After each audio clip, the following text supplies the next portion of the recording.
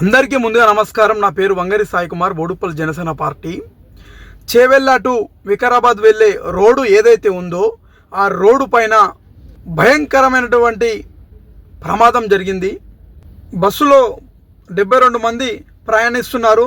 ఆ 72 మంది ప్రయాణిస్తున్న క్రమంలో అక్కడి నుండి టిప్పర్ వచ్చి గుద్దడంతో ఆ టిప్పర్లో ఉన్నటువంటి కంకర బస్సులో పడి సగం మంది మునిగిపోయారు.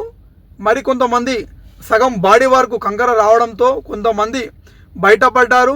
19 మంది అకాల మరణం పొంది అక్కడికక్కడే చనిపోవడం చాలా బాధాకరం. చనిపోయినటువంటి 19 మంది ఎవరైతే ఉన్నారో ఆ కుటుంబాలు చూస్తుంటే కన్నీరు వస్తున్నాయి.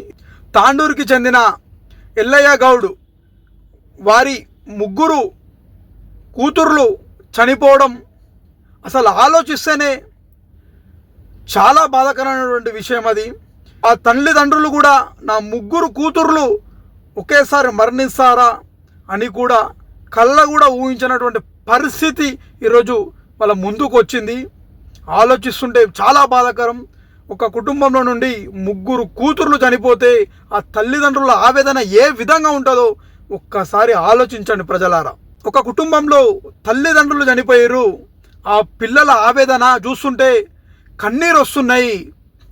చిన్న పాప స్కూల్ నుండి ఉటావుటి అక్కడికి రావడం జరిగింది. స్కూల్ యూనిఫామ్లోనే వచ్చి ఆ బిడ్డ నా తల్లి చనిపోయింది, నా తండ్రి చనిపోయిండు అని ఏడుస్తుంటే కన్నీరు వస్తున్నాయి. చాలా ఘోరమైనటువంటి పరిస్థితి.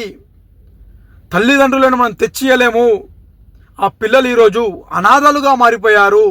ఇది కేవలం రోడ్స్ చక్కగా లేకనే కదా ఈ పరిస్థితి.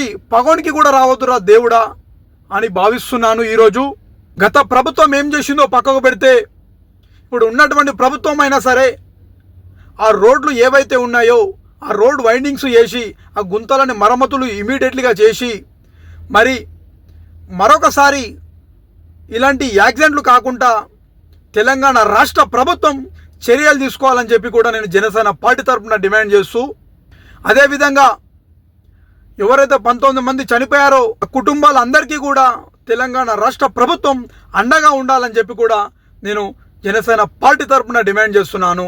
ఇలాంటి ఘటన మరొకసారి ఏ రాష్ట్రంలో కూడా జరగొద్దని దేవుణ్ణి 2 చేతులెత్తి జోడించి కోరుకుంటున్నాను. జనసేన పార్టీ తరఫున చనిపోయినటువంటి కుటుంబాలకి ప్రగాఢ సానుభూతి తెలుపుతూ నేను అలా ఆత్మ శాంతి కోరుకోవాలని చెప్పి కూడా కోరుకుంటున్నాను.